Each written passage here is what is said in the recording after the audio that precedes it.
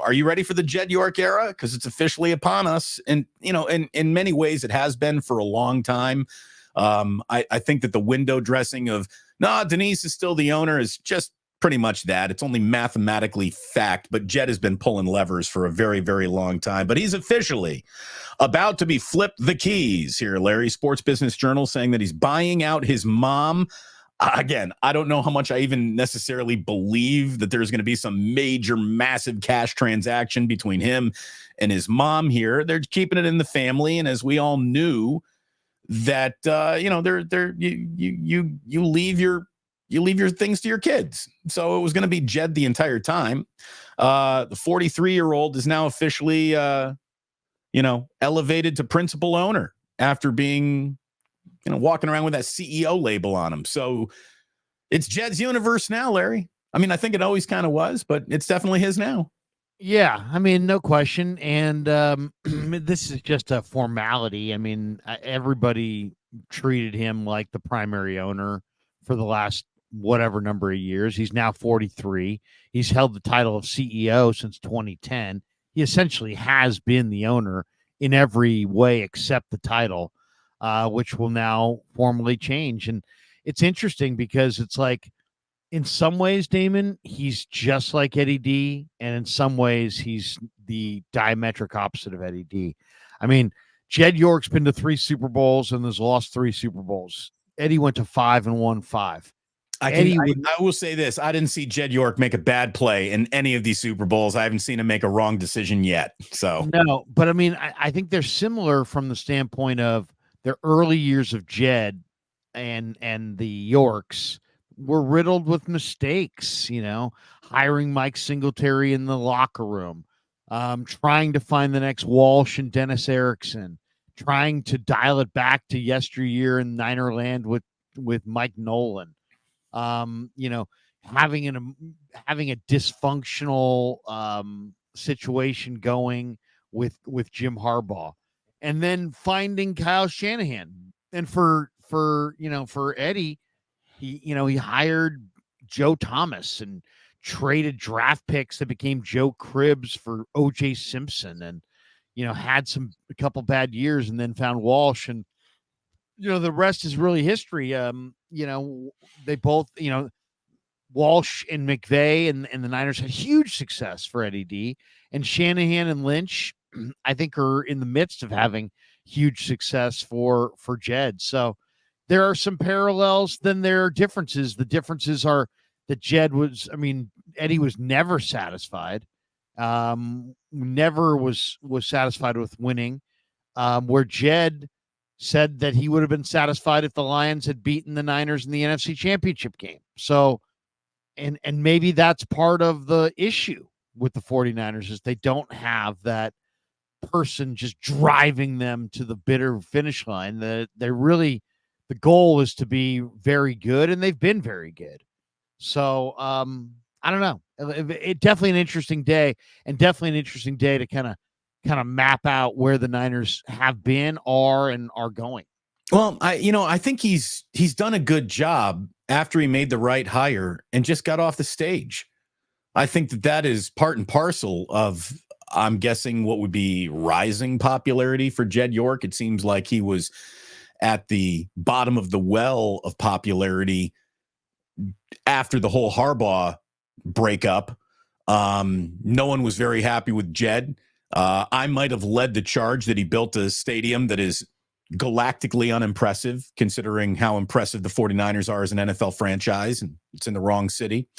But, outside of that, you can't argue with the level of success that this team has enjoyed. It hasn't been the ultimate success, but there are 31 other NFL teams. Basically, any team not named the Kansas City Chief wishes they were the San Francisco 49ers over the last 4 or 5 years. So I got no problems with Jed. I really don't. I think he spends money, man. He spends the money. Yeah, he does. He does. And you can say, well, he would have been satisfied with a loss in the NFC title game. And I know he said something to that effect, but I'm not going to pin that on him and try to be bulletin board material against him. I just think he's He's trying to let everyone understand that we're not going to let one game decide a coaching career when the entirety of the coaching career screams it's gone pretty well. Yeah. So that's his pushback on the Shanahan's got to go, which there's already people in here that are yelling Shanahan's got to go. Sure. But well, there's a dude. I got to go. Larry, you got to go. We all got to go.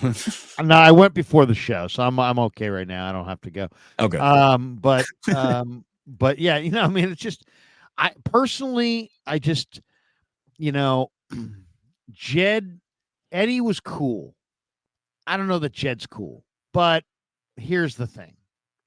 As long as he cuts the check, and as long as I think he understands that Tom Sula wasn't it. Chip Kelly wasn't it. Shanahan and Lynch are the closest he's got to success on the coaching side, and he's going to ride it out, and I think he should. I think he's probably doing the right thing. Nick Wagner has got a little story coming out of the NFL owners meeting. I guess Andy Reid was talking with media yesterday. And by the way, Kyle Shanahan is going to be talking with media on Tuesday from the owners league symposium thing that they're having in Orlando right now. Andy Reid, very complimentary of Kyle Shanahan and just, stressing, just keep on going here. You're going to find what you're looking for eventually. The quote from Andy Reid on what it's going to take for Kyle to get over the hump to win a Super Bowl is this: just keep doing what you're doing, and somewhere you'll pop over the hill there. I know it's not, I know he's got a great young quarterback, and him with a great young quarterback is deadly. That's the quote from Andy Reid talking about Kyle going forward. And I think that's true. Like, I really do think it's just a matter of time before this guy wins the ultimate prize. I certainly hope that the 49ers remain patient enough, and it sounds like Jed York is patient enough to believe in Kyle Shanahan, even though there's been Super Bowl failure. It's been a lot of success everywhere else. It's been a ton of success just in terms of national profile. And when Jed leans forward every morning and opens up the internet or grabs a newspaper, whatever he does, I mean, he sees his team's name splashed all over the place. The Niners are squarely in the middle of any and all NFL topics being discussed because they're that important to the league. And for a while there, they weren't. So, Jerry Jones has found out that you can be awfully successful without winning it all as head coach of the Dallas Cowboys. And I'm not saying he's trying to do that or Jed is trying to emulate that, but when you remain in the conversation, the Tennessee Titans would love to be in the conversation in a way that, the 49ers are constantly there. So this is a really well-run franchise. It's a well-coached franchise. And I know that there's a lot of still unsatisfied fans out there, but believe me, the world that a lot of people complain about is better than most worlds NFL fans ever get to live in. I mean, I love hearing that from Andy Reid because that was my exact take. Over the last few weeks when we've talked about Shanahan and where the Niners are at and the bitterness of losing the Super Bowl. It's like I kind of agree 100% with what he said. I mean, just you got a good thing going. Keep doing what you're doing. You have a great young head coach. You got a great young quarterback. Just keep it rolling. Build around him. Find winners. Find, savage defensive players and build a fortress around him offensive line wise. And this might be the ideal draft to do exactly that as we get closer. You might be able to get a center, a guard, and a tackle in this draft that could be the foundation of Brock Purdy's next great offensive line, with the great players on the right side instead of the left. So Nick Nice says he's not great. Of course he's talking about Shanahan, I'm sure, or he's talking about Purdy, either one. But I think you've got a top tier young head coach and you've got a top tier young quarterback. Well, and it will happen. It will happen as long as you just keep knocking at that door and keep drafting well, make good decisions. It will happen. There's enough evidence to show that they're on the right track. Like, everyone can complain and bitch and moan, and we got everyone's worst nightmare says Damon sounds happy to be a loser. The 49ers are not losers. I mean, what are you talking about? Well, how many winning records in a row do you need to see before you determine these aren't losers? They're not losers. They haven't won a Super Bowl. That doesn't make them losers. You want losers? The NFL is littered with examples of them. And if you think the Niners are the same as them, you don't even know what you're looking at. Like, I don't understand that. So in the last 4 complete, take away the COVID year, okay? Niners playing home games in Arizona, living in Arizona for like 7 straight weeks or something like that. Take away that year, and the 49ers have been to the NFC Championship game in each of the last 4 years. So they're not losers. Yeah. You know, they may not have climbed to the top.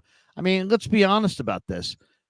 There are people that walk around going, Marv Levy and the Buffalo Bills are losers.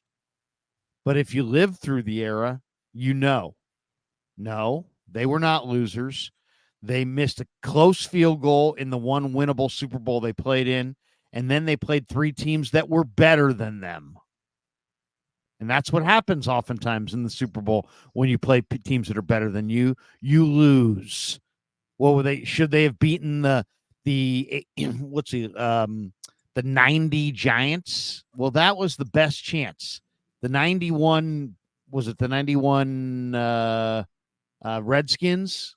I think. That's right. 92 right. Cowboys, 93 Cowboys. I mean, those teams were better. You know, that's simple as that. And these Niner teams, if I had said to you, yeah, you remember that Super Bowl where Jimmy Garoppolo beat, Patrick Mahomes, with any real perspective, people are like, what? That's amazing. But at the time, it's like, this is a Super Bowl that you're now blaming the Niners for not winning when they had Garoppolo against Patrick Mahomes. So I'm just saying, you got to have a little perspective on this thing. Is Shanahan the greatest coach in the league? I don't know. He's a very good offensive coach. Does he have a propensity to step on his own foot in big games? Yes, he does. Do I think that precludes him from winning a Super Bowl down the road? I absolutely do not. And I think that now that the Niners have Shanahan and Purdy, I think their chances are pretty damn good to get one.